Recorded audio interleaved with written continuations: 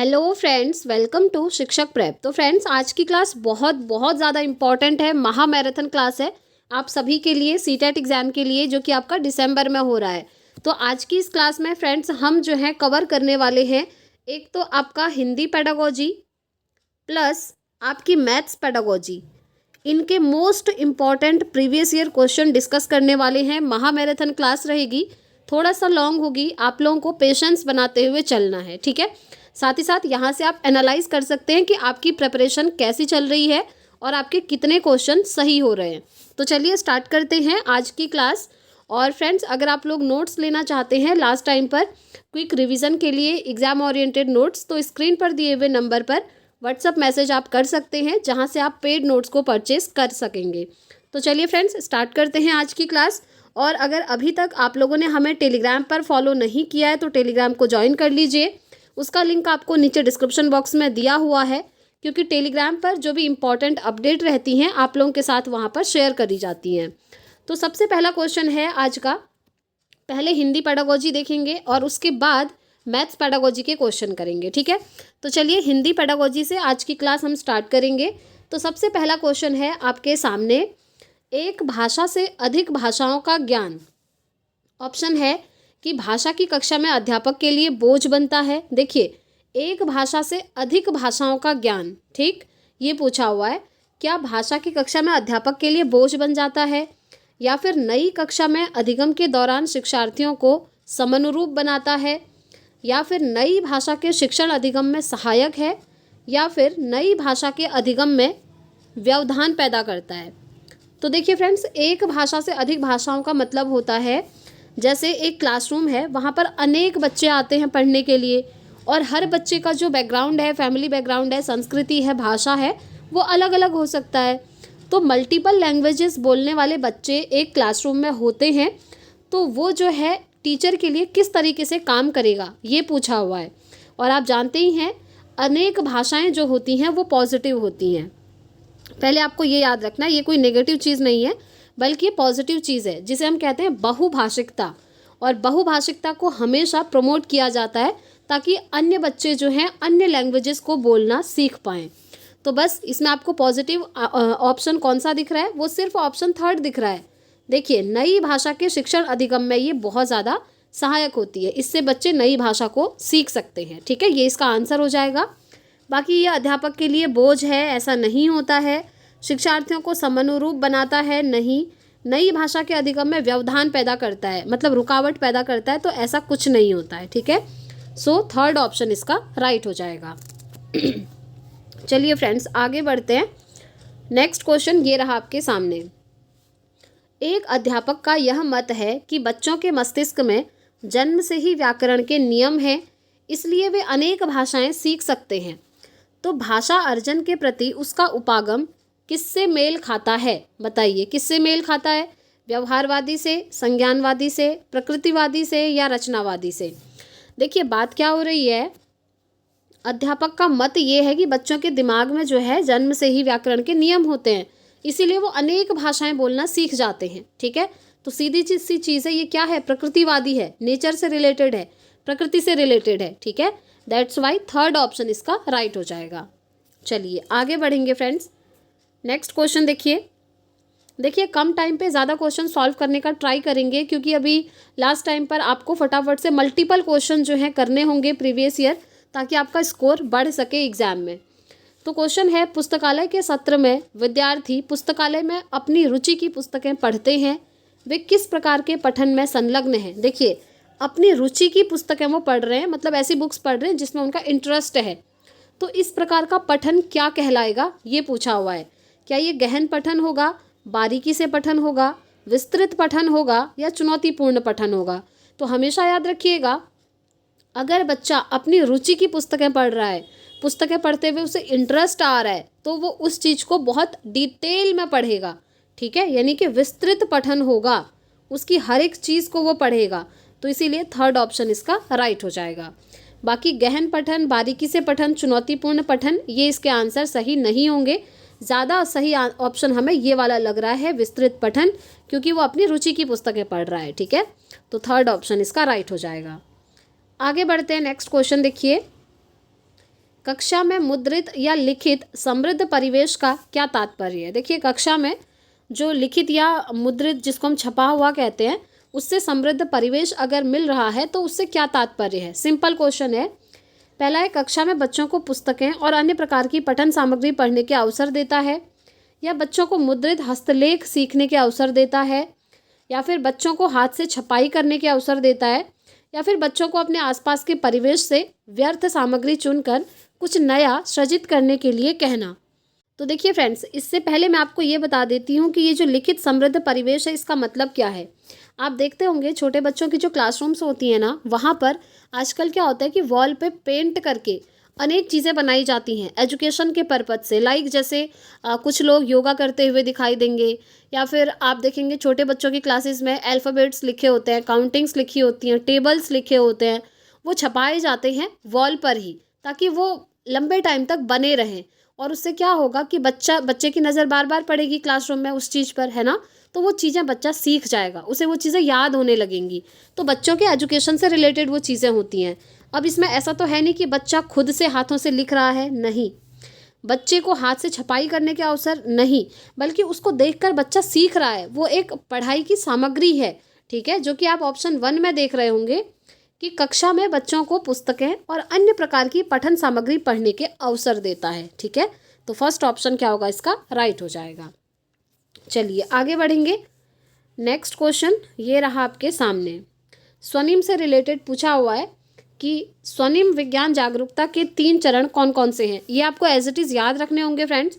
अगर आपने नोट्स में मेंशन नहीं करा है तो आप लोग नोट्स में इसे लिख सकते हैं, ऐड कर लीजिए।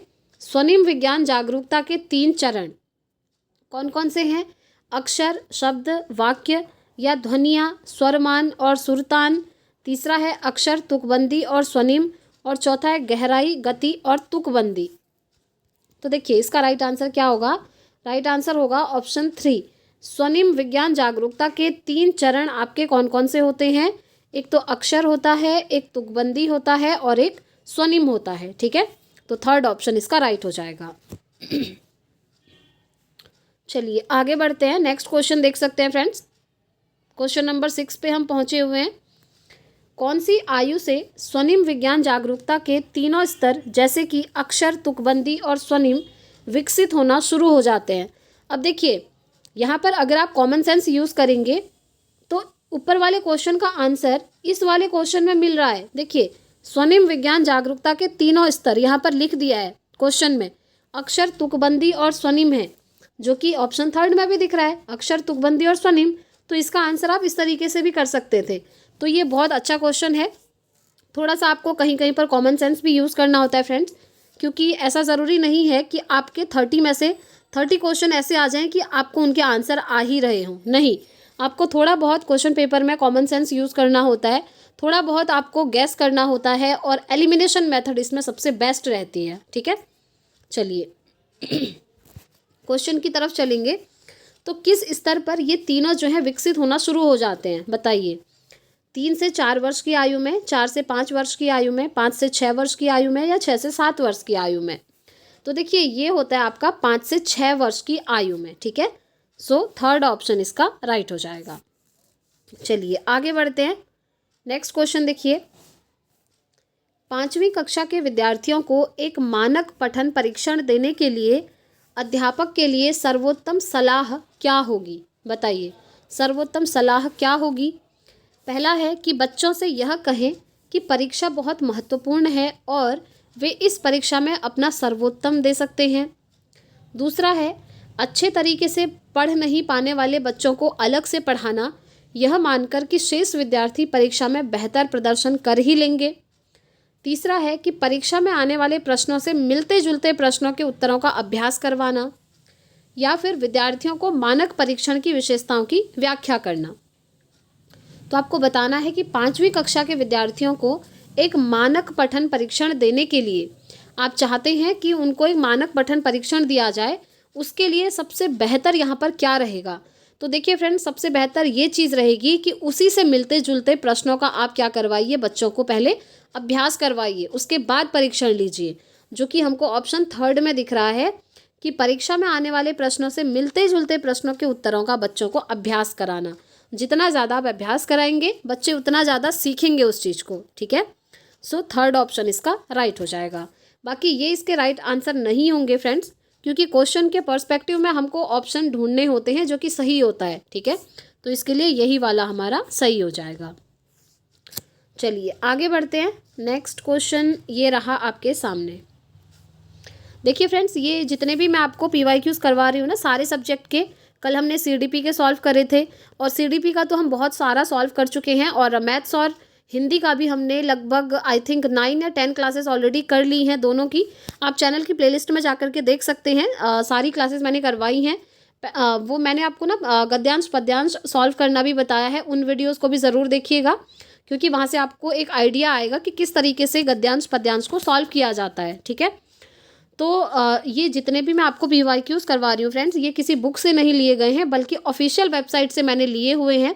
अगर आप लोग चाहें ना तो आप खुद भी ऑफिशियल वेबसाइट पर जाकर ये PYQs को डाउनलोड कर सकते हैं, लेकिन थोड़ा सा आपको प्रॉब्लम ये आएगी कि आंसर की आपको अलग से जो है डाउनलोड करनी होगी, और एक एक क्वेश्चन का आंसर आपको पहले नोट डाउन करना होगा। तो अगर आप इतना हार्ड वर्क नहीं करना चाहते हैं तो यहाँ पर आप वीडियो के थ्रू समझ सकते हैं, और यहाँ पर एक बेनिफिट और है कि आपको डिटेल में एक्सप्लेनेशन भी मिल जाता है, ठीक है। तो चलिए नेक्स्ट क्वेश्चन की तरफ चलेंगे कि भाषा की कक्षा में एक अध्यापक प्रत्येक बच्चे पर नई पाठ्य सामग्री के पठन के लिए व्यक्तिगत रूप से ध्यान देता है। इस अध्यापक का यह विश्वास है कि, अध्यापक का विश्वास क्या है? देखिए अध्यापक क्या कर रहे हैं कि सभी बच्चों पर व्यक्तिगत रूप से ध्यान दे रहे हैं, मतलब जिस बच्चे को जैसे समझ में आता है उस बच्चे को वो वैसे सिखा रहे हैं, वैसे पढ़ा रहे हैं। ये तो बहुत अच्छी चीज़ है। तो अध्यापक ऐसा क्यों कर रहे हैं, उनका क्या विश्वास है, ये पूछा हुआ है। तो पहला है कि सभी विद्यार्थी समूह में बेहतर तरीके से सीखते हैं, ये विश्वास है। या फिर अध्यापक प्रशिक्षण कार्यक्रमों में इसी तरह से बताया गया है इसलिए ऐसा कर रहे हैं। या फिर इस तरह से अध्यापक को प्रत्येक विद्यार्थी को अनुशासित करने के बेहतर अवसर मिलते होंगे इसलिए। या फिर बच्चे भिन्न भिन्न गति से तथा भिन्न भिन्न तरीकों से सीखते हैं इसलिए। बहुत अच्छा क्वेश्चन है फ्रेंड्स। इसका राइट आंसर क्या होगा? राइट आंसर हो जाएगा ऑप्शन 4। टीचर को पता है कि हर बच्चे की सीखने की गति अलग अलग होती है, भिन्न भिन्न होती है। कहने का मतलब है जैसे कुछ बच्चे ऐसे होते हैं जो एक बार अगर किसी टॉपिक को पढ़ते हैं तो वो उसको समझ लेते हैं। कुछ बच्चों को एक बार में नहीं समझ में आता है तो वो 3-4 बार उसको पढ़ते हैं, रिवीजन करते हैं, तब उनको समझ में आता है। तो यही होता है कि सीखने की गति हर बच्चे की अलग अलग होती है, ठीक है। सभी बच्चे एक जैसे सीख जाएंगे ये कहना मुश्किल है, ठीक। तो ये चीज़ टीचर समझते हैं और इसी चीज़ को ध्यान में रखते हुए हर बच्चे को वो इंडिविजुअली पढ़ा रहे हैं, व्यक्तिगत तौर पर पढ़ा रहे हैं, ताकि सभी बच्चे अपनी अपनी एबिलिटी, अपनी अपनी गति के अकॉर्डिंग सीख सकें। तो इसीलिए 4th ऑप्शन राइट हो जाएगा यहाँ पर। चलिए आगे बढ़ते हैं। नेक्स्ट क्वेश्चन देखिए, प्राथमिक स्तर पर मातृभाषा में पढ़ाना श्रेयस्कर है क्योंकि। हमेशा याद रखिएगा फ्रेंड्स, अगर प्राथमिक स्तर की बात आएगी यानी कि प्राइमरी लेवल 1 to 5 की बात आएगी तो यहाँ पर जो आपकी मातृभाषा होती है यानी कि मदर टंग होती है उसी में बच्चों को पढ़ाना चाहिए, ये बात करी जाती है। ये क्वेश्चन ऑलरेडी बन चुका है आपका कि जो मातृभाषा है उसको प्रमोट किया जाता है या फिर उसको डिस्करेज किया जाता है ऑन द प्राइमरी लेवल। तो आपको याद रखना है प्राइमरी लेवल पर ये मोस्टली कोशिश करी जाती है कि बच्चों को आप मातृभाषा में पढ़ाएं यानी कि मदर टंग में पढ़ाएं, ठीक है। अब क्वेश्चन कह रहा है कि आप मदर टंग में पढ़ाते हैं, क्यों पढ़ाते हैं? क्योंकि आपको ऑप्शन चूज़ करना है, क्योंकि इससे अध्यापक का आत्मविश्वास बढ़ता है, या इससे शिक्षण सरल हो जाता है, या फिर यह बौद्धिक विकास में सहायक है, या फिर यह बच्चों को स्वाभाविक परिवेश में सीखने में मदद करता है। तो आप एक बात खुद सोचिए, अगर बच्चों को उसी लैंग्वेज में पढ़ाया जाए जिस लैंग्वेज में बच्चे अपने घर में बातचीत करते हैं अपने मम्मी पापा के साथ, या फिर पास पड़ोस में जितने लोग रहते हैं उनके साथ, या अपने रिलेटिव्स के साथ, तो अगर उसी लैंग्वेज में उसको स्कूल में पढ़ाया जाएगा तो बच्चों के लिए कितना ईजी हो जाएगा पढ़ना, है ना। क्योंकि उसको अलग से कोई दूसरी लैंग्वेज नहीं सीखनी है, उसी लैंग्वेज में पढ़ना है। तो सिंपल सा इसका आंसर हो जाएगा कि यह बच्चों को स्वाभाविक परिवेश में सीखने में मदद करता है, यानी कि उनका जो एनवायरनमेंट घर का है उसी एनवायरनमेंट के अकॉर्डिंग बच्चा सीख सकता है स्कूल में भी मातृभाषा के हिसाब से, ठीक है। अब इसमें ये नहीं है कि अध्यापक का आत्मविश्वास बढ़ता है, शिक्षण सरल हो जाता है, ये सब नहीं, बल्कि ये वाला इसका मोस्ट अप्रोप्रिएट ऑप्शन है, ठीक है। तो 4th ऑप्शन इसका राइट हो जाएगा। चलिए आगे बढ़ेंगे फ्रेंड्स। नेक्स्ट क्वेश्चन, प्राथमिक कक्षाओं में बच्चा अधिगम के लिए निवेश समृद्ध परिवेश की महत्वपूर्ण भूमिका है, क्योंकि इससे बच्चे, देखिए भाषा अधिगम के लिए कह रहे हैं निवेश समृद्ध परिवेश की भूमिका है, क्योंकि इससे बच्चे, क्यों है आपको बताना है, क्योंकि इससे बच्चे लक्ष्य भाषा के व्याकरणिक नियमों को याद कर लेते हैं, या फिर भाषा की संरचना को समझ पाते हैं इसलिए, या फिर लक्ष्य भाषा को घर की भाषा में अनुवाद करके भाषा सीखते हैं इसलिए, या फिर जहाँ जहाँ भाषा किसी भी रूप में दिखती है उस पर ध्यान देते हैं और सीखते हैं इसलिए। तो देखिए निवेश समृद्ध परिवेश की बात हो रही है, तो ये महत्वपूर्ण भूमिका निभाता है, क्योंकि इससे बच्चे जो है ना, जहाँ जहाँ भाषा किसी भी रूप में दिखती है उस पर वो ध्यान देते हैं और उसको सीखते हैं। हमेशा ध्यान रखिएगा, इसमें याद करने वाली चीज़ें हैं, संरचना समझने वाली, अनुवाद करना, ये सब नहीं होता। तो इसीलिए फोर्थ ऑप्शन इसका एकदम राइट हो जाएगा। चलिए आगे बढ़ते हैं फ्रेंड्स। नेक्स्ट क्वेश्चन ये रहा आपके सामने। लेखन पूर्व प्रक्रिया के लिए अध्यापक ने बच्चों से कहा कि वे लिखने की तैयारी के लिए अपने अपने विचार संयोजित करें। तो निम्नलिखित में से कौन सी युक्ति लेखन पूर्व प्रक्रिया का हिस्सा नहीं है? मतलब लिखने से पूर्व पहले वाली जो आपकी प्रक्रिया है उसका हिस्सा कौन नहीं है, ये पूछा है। पहला है मानस मानचित्रण, दूसरा है मुक्त लेखन, तीसरा है मानस मंथन और चौथा है सहपाठियों से समीक्षा करवाना। अब देखिए, आप सहपाठियों से समीक्षा तो तब करेंगे ना जब आप लिख लेंगे, लेकिन यहाँ तो पूछा लेखन से पूर्व, तो लेखन से पूर्व प्रक्रिया का हिस्सा कौन सा नहीं है? तो यही वाला नहीं है, क्योंकि ये लिखने के बाद होगा। जब आप लिख लेंगे उसके बाद आप अपने सहपाठियों से, अपने क्लासमेट से कह सकते हैं कि जो मैंने लिखा है वो क्या लिखा है, कैसे लिखा है, तुमको समझ में आ रहा है या नहीं आ रहा है। ये लिखने के बाद होगा, ना कि लिखने से पहले होगा, ठीक है। तो इसीलिए ये हमारा राइट आंसर हो जाएगा। बाकी मुक्त लेखन, मानस मानचित्रण, मानस मंथन, ये तीनों आपके लिखने से पहले हो सकते हैं, ठीक है। तो फोर्थ ऑप्शन इसका राइट हो जाएगा। चलिए आगे बढ़ते हैं। नेक्स्ट क्वेश्चन देखिए। विद्यार्थियों की लेखन प्रक्रिया में सुधार करने के लिए एक महत्वपूर्ण युक्ति के रूप में सहपाठी द्वारा की गई समीक्षा का उद्देश्य क्या है? पहला है उद्देश्य अपने अपने सहपाठियों की गलतियां ढूंढने में आत्मविश्वास पैदा करना। क्या ये उद्देश्य होता है कि अपने सहपाठियों की गलतियों को ढूंढना और उसमें आत्मविश्वास पैदा करना कि हाँ मैं ढूंढ सकता हूँ? ये तो नेगेटिव चीज़ हो गई। नेक्स्ट है सहपाठियों को रचनात्मक प्रतिपुष्टि देना, जिससे उन्हें अपने प्रारूप में संशोधन करने के अवसर प्राप्त हों। ये तो ठीक लग रहा है। फिर भी अदर दो ऑप्शन और बचे हैं, उन्हें भी पढ़ेंगे। लिखने के लिए नए नए विचार मिल सकें और विकसित हो सकें। और चौथा है विचारों में संबद्धता स्थापित कर अनुच्छेद बनाकर लिख सकें। तो देखिए बात हो रही है कि लेखन प्रक्रिया में सुधार करने के लिए महत्वपूर्ण युक्ति के रूप में, ठीक है। तो ऑप्शन होगा इसमें कि सहपाठियों को आप रचनात्मक प्रतिपुष्टि देंगे, फीडबैक देंगे, जिससे क्या होगा, उन्हें अपने प्रारूप में संशोधन करने के अवसर मिल जाएंगे, ठीक है। अगर कुछ गलत होगा, कुछ त्रुटि होगी तो उसमें वो संशोधन कर पाएंगे। इसके लिए उनको रचनात्मक प्रतिपुष्टि देनी चाहिए। तो बस हमारा सेकंड ऑप्शन यहाँ पर राइट हो जाएगा। चलिए आगे बढ़ते हैं।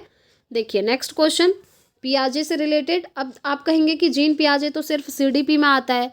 ऐसा नहीं होता है फ्रेंड्स। इसीलिए कल मैंने आपको जो स्ट्रेटेजी वीडियो दी थी ना कि किस तरीके से आप लास्ट के 5-7 दिन में सीटेट को क्रैक कर सकते हैं, वो स्ट्रेटेजी वीडियो आप ज़रूर से देख लीजिएगा फ्रेंड्स, क्योंकि उसमें मैंने आपको बताया है कि लास्ट टाइम पर आपको क्या करना है। क्योंकि आप लास्ट टाइम पर थ्योरी पढ़ने के लिए नहीं बैठ सकते। अगर आप थ्योरी पढ़ने बैठेंगे तो 5 दिन में किसी भी सब्जेक्ट की थ्योरी कंप्लीट नहीं हो सकती। तो उसके लिए आपको क्या करना है, सीडीपी को स्ट्रॉन्ग कर लेना है। सीडीपी के इम्पॉर्टेंट टॉपिक्स आपको देख लेने हैं और वो इम्पॉर्टेंट टॉपिक्स आपको सारे सब्जेक्ट की पेडागोजी में काम आ जाएंगे। वो मैंने आप लोगों के साथ शेयर करे थे। आप कल वाले वीडियो ज़रूर देख लीजिएगा, वहाँ से आपको एक ओवरऑल आइडिया मिल जाएगा, ठीक है। अब जैसे कि यहाँ पर आप देख रहे हैं पियाजे। अब ये पियाजे तो सीडीपी में है, लेकिन क्वेश्चन इनसे रिलेटेड आपका हिंदी में भी बन चुका है, ठीक। तो देखिए क्वेश्चन क्या पूछा है कि पियाजे के अनुसार भाषा का विकास संज्ञानात्मक विकास के प्रथम चरण के अंत से प्रारंभ होता है। इसे क्या कहा जाएगा बताइए? स्थानिक जागरूकता कहा जाएगा, प्रतीकात्मक विचार कहा जाएगा, मानस मानचित्रण कहा जाएगा या वस्तु स्थायित्व कहा जाएगा? तो आपको आई थिंक मुझे लग रहा है कि ये क्वेश्चन आपको नया नया लग रहा होगा फ्रेंड्स, लेकिन ये नया नहीं है। अगर आपने पियाजे की थ्योरी डिटेल में पढ़ी होगी तो आप आंसर कर पाएंगे। इसका राइट आंसर है प्रतीकात्मक विचार। ठीक है, जीन पियाजे के अकॉर्डिंग भाषा का विकास संज्ञानात्मक विकास के प्रथम चरण के अंत से प्रारंभ होता है और इसको हम क्या कहते हैं, प्रतीकात्मक विचार कहते हैं। तो सेकंड ऑप्शन इसका राइट हो जाएगा। चलिए आगे बढ़ते हैं, नेक्स्ट क्वेश्चन देखिए। एक कहानी पढ़ने के बाद गीतिका कहानी अपने शब्दों में सुनाती है। ठीक है, एक कहानी पढ़ी, उसके बाद वो अपने शब्दों में कहानी को सुना रही है और उसमें कुछ नए पात्र एवं घटनाएं जोड़ती जाती है। कुछ नए पात्र और घटनाओं को वो खुद से जोड़ रही है। इस स्थिति में अध्यापक को क्या करना चाहिए? तो देखिए, बच्चों को टोक देना चाहिए, उनकी सराहना करनी चाहिए, उनको सजा देना चाहिए, अनदेखी करनी चाहिए। देखिए यहाँ पर क्या हो रहा है कि गीतिका कहानी को पढ़ रही है, उसके बाद खुद से अपने शब्दों में सुना रही है। तो आप सोचिए, अगर वो अपने शब्दों में सुना रही है, ये तो अच्छी चीज़ है, ये तो पॉजिटिव चीज़ है। आप उसको और ज़्यादा अप्रिशिएट करेंगे, ना कि उसको टोकेंगे, ना ही उसको सजा देंगे, ना उसको अनदेखा करेंगे, बल्कि क्या करेंगे, उसकी सराहना करेंगे। ठीक है, बच्चे की सराहना करी जाएगी कि वेरी गुड, आप ये चीज़ कर पा रहे हैं। तो बस इसीलिए सेकंड ऑप्शन इसका राइट हो जाएगा। आगे बढ़ते हैं, नेक्स्ट क्वेश्चन देखिए। नेक्स्ट क्वेश्चन है आपके सामने, कूजन और बलबलाना शिशु की पहली वाक ध्वनियाँ हैं। कूजन का तात्पर्य क्या है बताइए, जिसे हम कूइंग कहते हैं। ठीक है, ये भी सीडीपी के अंदर आपने पढ़ा होगा। तो कूजन का क्या तात्पर्य है? पहला ऑप्शन है कि शिशुओं के साथ बात करते समय वयस्क की भाषा का एक रूप। दूसरा है लगभग 2 माह के शिशुओं द्वारा निकाली गई रुचिकर आवाज़ें। तीसरा है 6 माह की आयु की शुरुआत में व्यंजन स्वर के मिश्रण की लंबी तानों का दोहराव। या फिर वयस्क द्वारा ऊंचे स्वरमान में बोले गए छोटे छोटे वाक्य। देखिए, कूजन और बलबलाना ये दोनों ही शिशु की पहली वाक ध्वनियाँ होती हैं। मतलब जन्म के बाद सबसे पहले वो कूइंग करता है, ठीक है, उसके बाद वो बैबलिंग करता है, यानी कि बलबलाना। तो ये दोनों ही चीज़ें क्या हैं, ये हैं आपके लगभग 2 माह के शिशुओं द्वारा निकाली गई रुचिकर आवाज़ें। ठीक है, अब आप नोट कर सकते हैं कि लगभग 2 माह की स्टेज में ये चीज़ होती है। और जिन भी स्टूडेंट्स ने नोट्स लिया है, आप लोगों ने तो देखा ही होगा, नोट्स में मैंने सारी चीज़ें मेंशन करी हुई हैं। ठीक है, तो देखिए, जिन्होंने भी नोट्स लिया है ना, एक बार अच्छे से रिवीजन सब कर लीजिएगा ताकि आप बहुत अच्छा स्कोर एग्जाम में कर पाएँ। चलिए, ये तो फ्रेंड्स हमने हिंदी पेडागोजी के क्वेश्चन लगा लिए हैं। अब हम लगाएंगे इसी में मैथ्स पेडागोजी के क्वेश्चन। अब आप लोग मुझे ऑनेस्टी के साथ बताइएगा कि आपके कितने स्कोर बने हिंदी पेडागोजी में। ठीक है, क्योंकि हिंदी पेडागोजी के इतने ही क्वेश्चन हम यहाँ पर डिस्कस कर रहे हैं।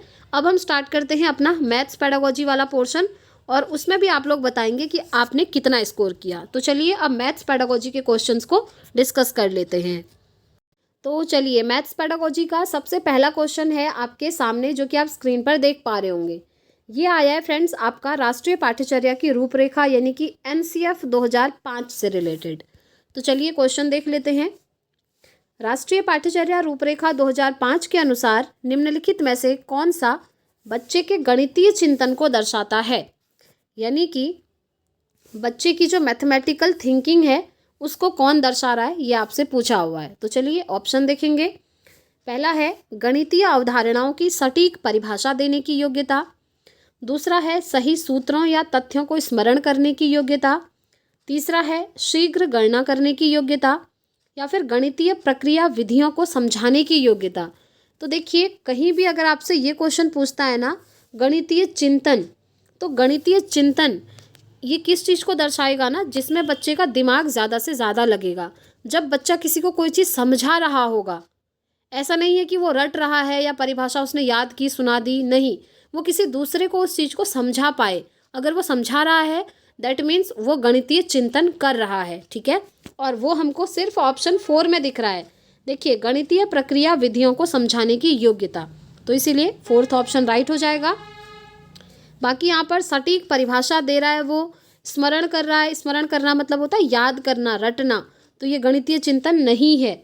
शीघ्र कैलकुलेशन कर ले रहा है, ये भी गणितीय चिंतन नहीं है, बल्कि गणितीय चिंतन वो है जहाँ पर बच्चा चीज़ों को सीख रहा है और समझा भी पा रहा है किसी को। तो 4th ऑप्शन इसका राइट हो जाएगा। चलिए आगे बढ़ते हैं, नेक्स्ट क्वेश्चन ये रहा आपके सामने। ठीक है, चलिए देखते हैं। क्वेश्चन है, निम्नलिखित में से कौन सी युक्तियां गणित में कम उपलब्धि वाले विद्यार्थियों के लिए उपयुक्त नहीं है। देखिए, कम उपलब्धि वाले बच्चों के लिए जो उपयुक्त नहीं है वो बताना है। पहला है विद्यार्थियों की रुचि पर केंद्रित विधियों का उपयोग करना, ये तो अच्छी बात है, उनके लिए तो उपयुक्त है। एकल कार्य सत्र में अभ्यास समस्याओं की संख्या को कम रखना, ये भी सही है। केवल सबसे कठिन समस्या को निर्दिष्ट करना, तो देखिए ये उपयुक्त नहीं होगा कि आप सिर्फ और सिर्फ क्या कर रहे हैं, जो सबसे कठिन समस्याएं हैं उन्हीं को निर्दिष्ट कर रहे हैं, तो ये अच्छी बात नहीं होगी। तो यही क्या है, हमारा सबसे उपयुक्त नहीं होगा, ठीक है, क्योंकि कम उपलब्धि वाले बच्चे हैं और आप उनको जानबूझकर कठिन समस्याएं दे रहे हैं, तो ये उनके लिए प्रॉब्लमेटिक हो जाएगा। तो इसीलिए थर्ड ऑप्शन इसका राइट हो जाएगा। फोर्थ देखिए, शिक्षक निर्देशित अभ्यास के लिए अतिरिक्त समय आवंटित करना, जी नहीं, जो उपयुक्त नहीं है वो ये वाला है, तो इसीलिए थर्ड ऑप्शन राइट होगा। चलिए आगे बढ़ते हैं। नेक्स्ट क्वेश्चन ये रहा आपके सामने। एक बच्चा गणित की कक्षा में कहता है कि 5 बिंदु, 5 लड़कियां, 5 कंचे सभी संख्या 5 को निरूपित करते हैं। बच्चा संख्या के किस पहलू की ओर संकेत कर रहा है, बताइए। क्या हो रहा है यहाँ पर, 5 बिंदु कह रहा है, 5 लड़कियां कह रहा है और 5 कंचे कह रहा है, मतलब 5 डिजिट को ही वो फोकस कर रहा है। तो ये किस पहलू की ओर संकेत कर रहा है, बताइए। क्रम सूचकता है, नामिक मान को, गणनीयता को, या स्थानीय मान को। तो यहाँ पर तो आप क्लियरली देख ही पा रहे हैं फ्रेंड्स, यहाँ पर बात हो रही है गणना की। वो ऐसे गणना कर रहा है, 5 लड़कियाँ, 5 बिंदु, 5 कंचे, ऐसे। तो ये क्या होगा, ये होगा गणनीयता, ठीक है। थर्ड ऑप्शन इसका राइट हो जाएगा, क्योंकि यहाँ पर ना ही क्रम सूचकता की बात हो रही है, ना ही नामिक मान की, और ना ही स्थानीय मान की, ठीक है। तो third option will be the right answer. चलिए आगे बढ़ते हैं।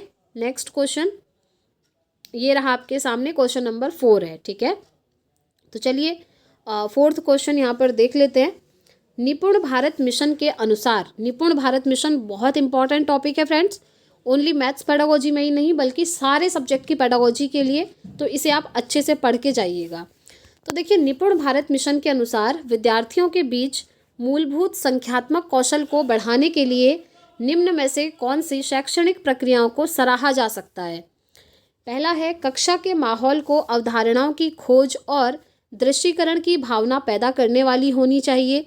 एब्सोल्युटली, यह बिल्कुल होना चाहिए, ठीक है। बच्चे को वास्तविक जीवन की समस्याओं को हल करने में सक्षम बनाने के अवसर प्रदान करना, न कि केवल पाठ्यपुस्तक की समस्याओं को। ये भी बिल्कुल सही है, वास्तविक जीवन की जो समस्याएं हैं उनको सॉल्व करना भी बच्चों को बताना है, अकॉर्डिंग टू निपुण भारत मिशन, ठीक है। थर्ड है, निर्देश स्थानीय भाषा में दिया जाना चाहिए।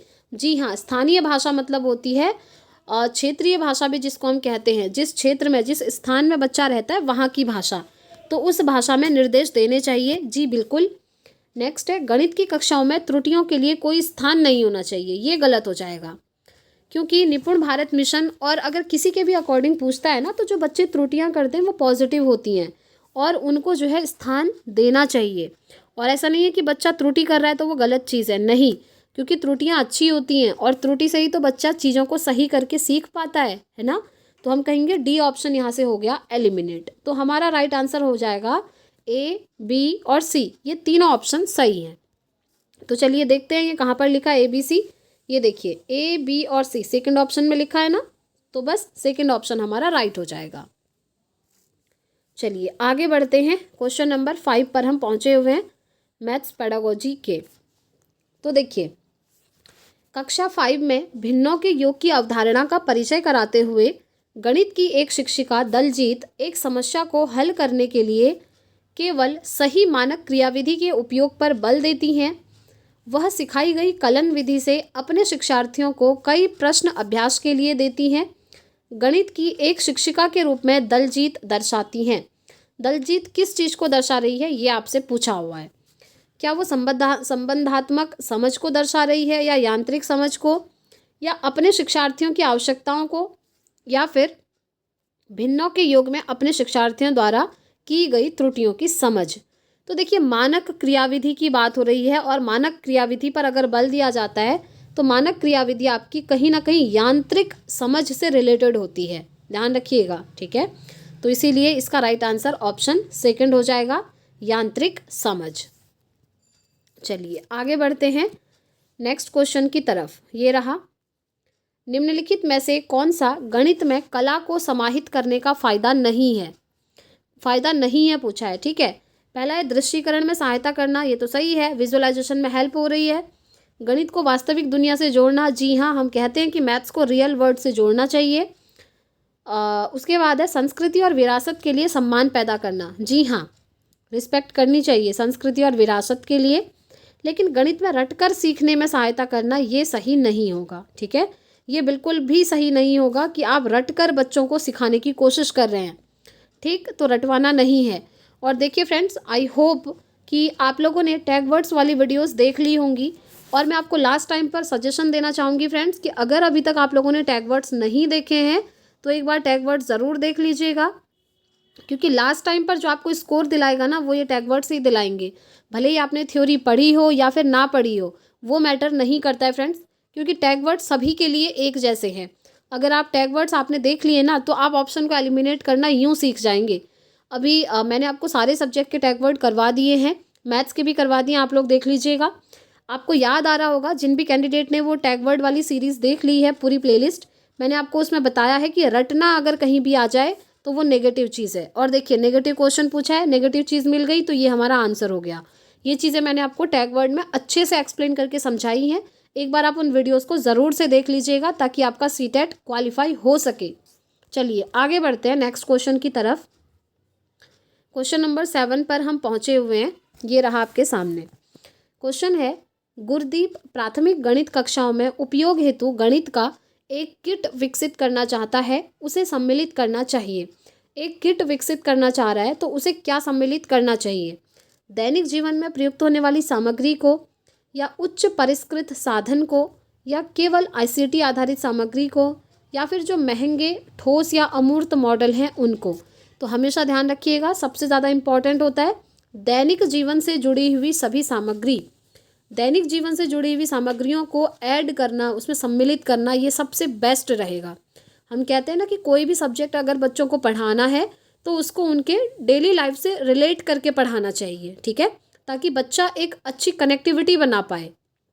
तो इसीलिए अगर आप किट तैयार कर रहे हैं तो दैनिक जीवन में यूज़ होने वाली जितने भी मटेरियल्स हैं उनको आप उस किट में इंक्लूड कर सकते हैं। सो फर्स्ट ऑप्शन हमारा राइट हो जाएगा। चलिए आगे बढ़ते हैं फ्रेंड्स, नेक्स्ट क्वेश्चन ये रहा, क्वेश्चन नंबर 8 है, ठीक है। तो चलिए देखते हैं, निम्नलिखित में से कौन सा वैन हीले के ज्यामितीय चिंतन के स्तरों के सही अनुक्रम को निरूपित करता है? वैन हीले मैथ्स पेडागोजी में सबसे इम्पॉर्टेंट, याद रखिएगा, इनके आप सारे लेवल पढ़ के जाइएगा, बहुत इंपॉर्टेंट है। मैंने नोट्स में एक एक चीज़ लिखी हुई है, आप लोगों ने नोट्स पढ़ लिया होगा तो यहाँ पर आप आंसर देने की कोशिश ज़रूर करें।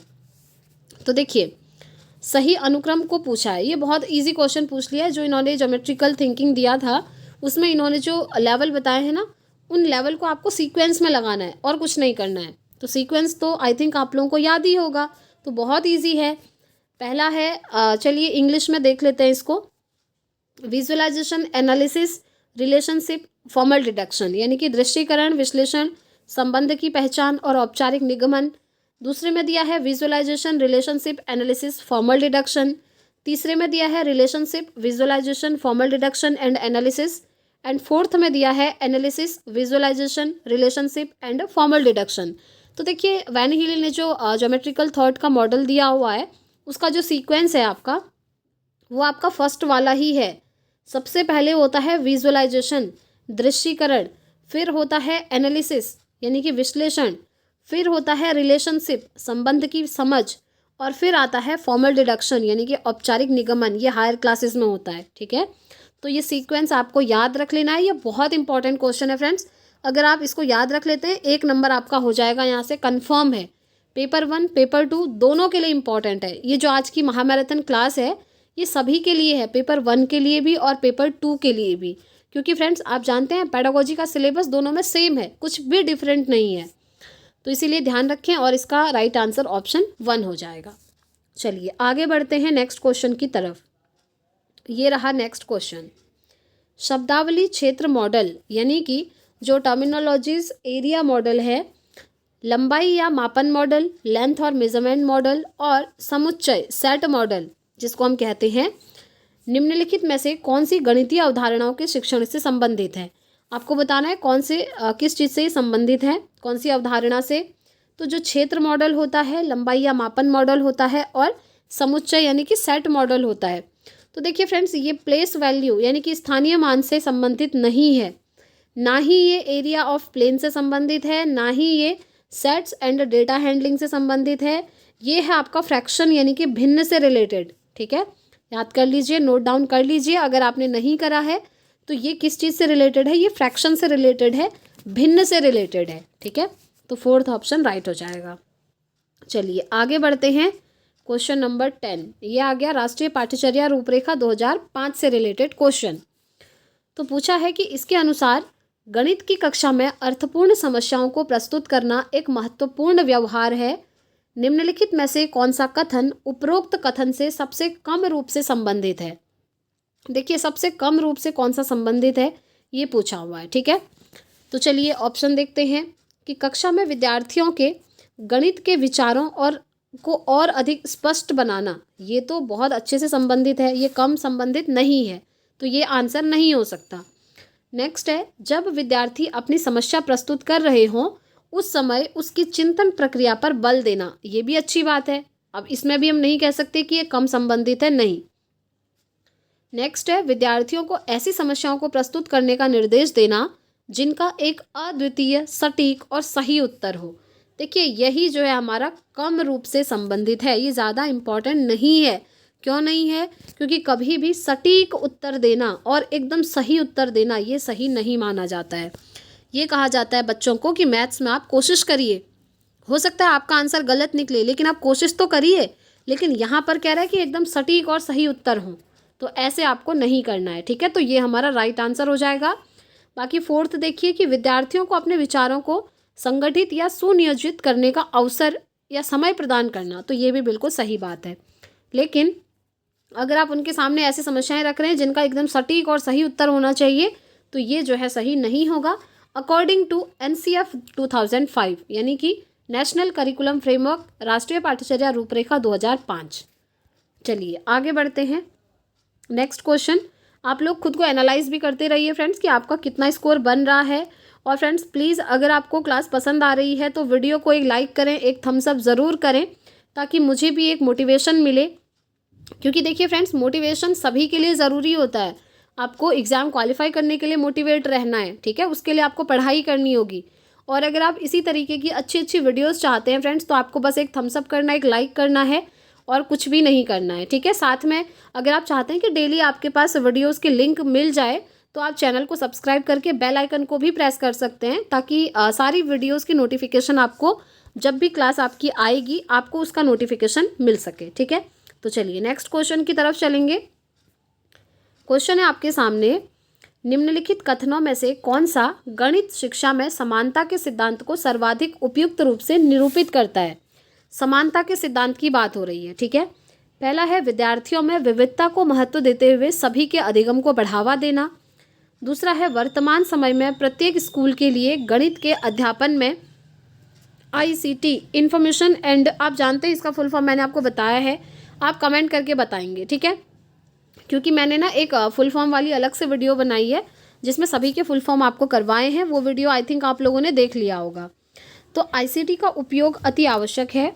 तीसरा है अभिकलन कौशल वाले केवल कुछ मेधावी छात्र ही गणितीय तर्कणा को विकसित कर पाते हैं। एंड चौथा है कि गणित को एक अनिवार्य विषय के रूप में पढ़ाया जाना चाहिए। तो देखिए, बात हो रही है समानता के सिद्धांत की। ठीक है, तो समानता के सिद्धांत को सर्वाधिक रूप से जो निरूपित कर रहा है वो है हमारा ऑप्शन 1, जिसमें दिया है कि विद्यार्थियों में विविधता को महत्व देते हुए सभी के अधिगम को बढ़ावा देना। देखिए, ये जो सभी वर्ड है ना, ये बहुत पॉजिटिव है। सभी विद्यार्थियों की बात हो रही है, दैट मीन्स इसमें समानता दिख रही है, कुछ भी भेदभाव नहीं हो रहा है। तो इसीलिए first option will be the right answer. चलिए आगे बढ़ेंगे। नेक्स्ट क्वेश्चन ये रहा। क्वेश्चन है, जब कक्षा सेकंड के बच्चों को 38 लिखने के लिए कहा गया तब उसने 308 लिखा। ठीक है, ध्यान से क्वेश्चन सुनिएगा। बच्चे से कहा कि 38 लिखिए और बच्चे ने लिख दिया 308, मतलब एक ज़ीरो अपने मन से एक्स्ट्रा ऐड कर दिया। ठीक है, गणित के प्राथमिक कक्षा के शिक्षक के रूप में आप इस बच्चे की जो त्रुटि है उसको कैसे सुधारेंगे? ये जो गलती उसने करी है, जो एक्स्ट्रा ज़ीरो लगा दिया है, इसको आप कैसे सुधारेंगे, ये पूछा हुआ है।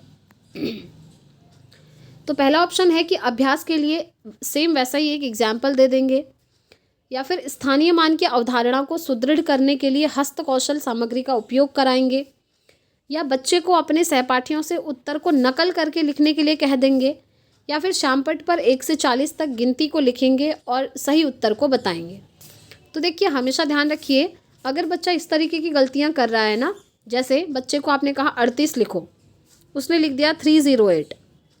आपने जैसे उसको बोला 98 लिखो, उसने लिख दिया 908। तो इसका मतलब है फ्रेंड्स कि उसको स्थानीय मान यानी कि जो प्लेस वैल्यू का कॉन्सेप्ट है वो उसका क्लियर नहीं है।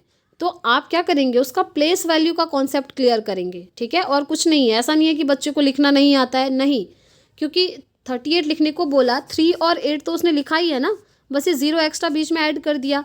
अब इसका मतलब ये तो नहीं है कि उसे काउंटिंग ही नहीं आती होगी, ऐसा नहीं है, बल्कि उसका जो प्लेस वैल्यू यानी कि स्थानीय मान का कॉन्सेप्ट है वो क्लियर नहीं है। तो आपको बच्चे का स्थानीय मान का जो कॉन्सेप्ट है उसको क्लियर करना होगा, और उसको क्लियर करने के लिए आप बच्चे को कुछ हैंड्स ऑन एक्टिविटीज़ करा सकते हैं। जैसे मैथमेटिकल इंस्ट्रूमेंट्स होते हैं, आप जानते हैं, अबेकस हो गया, जियो बोर्ड हो गया, बहुत सारे हैं। तो उसमें से किसी एक इंस्ट्रूमेंट को लेकर के आप बच्चे को स्थानीय मान का कॉन्सेप्ट बता सकते हैं। बस यही इसका आंसर है। देखिए, क्वेश्चन ना घुमा घुमा कर आपसे पूछा हुआ है। यहाँ पर तो आपसे पूछ लिया गया कि आप त्रुटि को कैसे सुधारेंगे, और एक बार क्वेश्चन ऐसे ही बना था और उसमें लिखा था कि ये गलती किस प्रकार की गलती है, कि बच्चे को लिखना नहीं आता है, या बच्चे को योग का जो कॉन्सेप्ट है वो क्लियर नहीं है, इस तरीके से। तो आप कहेंगे बच्चे का स्थानीय मान वाला कॉन्सेप्ट क्लियर नहीं है इसके लिए। ठीक है, तो इसीलिए सेकंड ऑप्शन यहाँ पर राइट हो जाएगा। चलिए आगे बढ़ते हैं फ्रेंड्स। नेक्स्ट क्वेश्चन ये रहा आपके सामने। चलिए, क्वेश्चन है, किताब a handbook for designing mathematics laboratory in schools NCERT 2005 के लेखक निम्नलिखित में से कौन है? आई थिंक ये एक न्यू क्वेश्चन आपको देखने को मिल रहा होगा, इसको आप ज़रूर से नोट डाउन कर लें फ्रेंड्स, क्योंकि ये क्वेश्चन मुझे नहीं लगता कि पहले कभी रिपीट हुआ है, लेकिन एक बार ये क्वेश्चन आपका बना हुआ है, दैट मीन्स आपके लिए इम्पॉर्टेंट है। और ऐसा भी नहीं है कि ये वाला जो हम सेट लगा रहे हैं बहुत पुराना है, नहीं, हम रिसेंट वाले क्वेश्चंस को सॉल्व कर रहे हैं। ठीक है, तो ये क्वेश्चन आप नोट डाउन कर सकते हैं। चलिए, बुक का नाम एक बार इंग्लिश में देखेंगे, क्योंकि इंग्लिश में ज़्यादा सही से समझ में आती हैं ऐसे बुक्स के जो नेम होते हैं।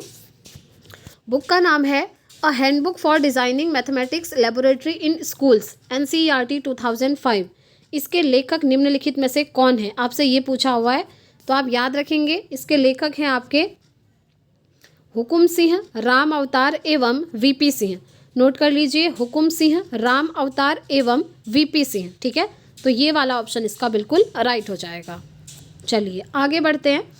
नेक्स्ट क्वेश्चन देखिए, जो नए नए क्वेश्चन आ रहे हैं वो भी मैं आपको बताते हुए चल रही हूँ फ्रेंड्स। चलिए, क्वेश्चन है, निम्नलिखित में से कौन सी गणित में खुले सिरे वाले प्रश्नों की विशेषता नहीं है? खुले सिरे वाले प्रश्न क्या होते हैं? Open ended question. जिन क्वेश्चन के मल्टीपल आंसर्स होते हैं उन क्वेश्चन को हम कहते हैं ओपन एंडेड क्वेश्चंस, मतलब एक क्वेश्चन के बहुत सारे आंसर्स होंगे। ठीक है, तो वो जो ओपन एंडेड क्वेश्चंस हैं ना, उनकी विशेषता नहीं है कह रहा है। इनमें से कौन सी उनकी एक विशेषता नहीं है, ये आपको बताना है। तो पहला है, केवल माध्यमिक कक्षाओं के लिए ये उपयोगी हैं, यानी कि यूज़फुल है ओनली सेकेंडरी क्लासेस के लिए। प्रयास और त्रुटि, ट्रायल एंड एरर, एक से अधिक उत्तर, ये तो होता ही है। मल्टीपल आंसर, अभी मैंने आपको बताया, ओपन एंडेड क्वेश्चन मतलब मल्टीपल आंसर। नेक्स्ट है, समस्या समाधान कौशल को विकसित करना। जी हाँ, इससे प्रॉब्लम सॉल्विंग स्किल तो डेवलप होगी ही, साथ में बच्चा ट्राई भी करेगा और एरर भी करेगा, ये भी ठीक है। लेकिन ये सही नहीं है कि ये सिर्फ माध्यमिक कक्षाओं के लिए उपयोगी है। ये ना सभी कक्षाओं के लिए उपयोगी है, चाहे प्राइमरी लेवल हो, चाहे सेकेंडरी हो, चाहे हायर सेकेंडरी हो। ठीक है, तो इसीलिए फर्स्ट ऑप्शन इसका राइट हो जाएगा, क्योंकि देखिए कौन सी विशेषता नहीं है पूछा है, तो यही इसकी विशेषता नहीं है। चलिए आगे बढ़ते हैं। नेक्स्ट क्वेश्चन ये रहा आपके सामने। चलिए, आपको आंसर बताना है। ठीक है, क्वेश्चन है, गणित के लिए ब्लूम टैक्सोनॉमी के बारे में निम्न में से कौन सा कथन सत्य नहीं है। देखिए, ब्लूम टैक्सोनॉमी आपने मैथ्स पेडागोजी का जो मैंने आपको नोट्स दिया हुआ है उसमें जो आई थिंक लास्ट कॉन्सेप्ट है मैंने उसमें वही वाला लिखा हुआ है, ब्लूम की टैक्सोनॉमी। ठीक है, ब्लूम टैक्सोनॉमी, और उसमें मैंने A to Z सारी चीज़ें दी हुई हैं। उससे बाहर ब्लूम टैक्सोनॉमी में कुछ भी नहीं आता है। और आपको याद होगा मैंने आपको बोला था ब्लूम की टैक्सोनॉमी क्योंकि दो हैं, है ना, एक पुरानी है एक नई वाली है, नई वाली आपकी रिवाइज्ड है। तो उसमें मैंने जो लेवल आपको दिखाए हैं, मैंने आपको ये बोला भी था एक वीडियो में कि इनका सीक्वेंस आप याद कर लीजिए। तो वही आपसे यहाँ पर पूछा हुआ है।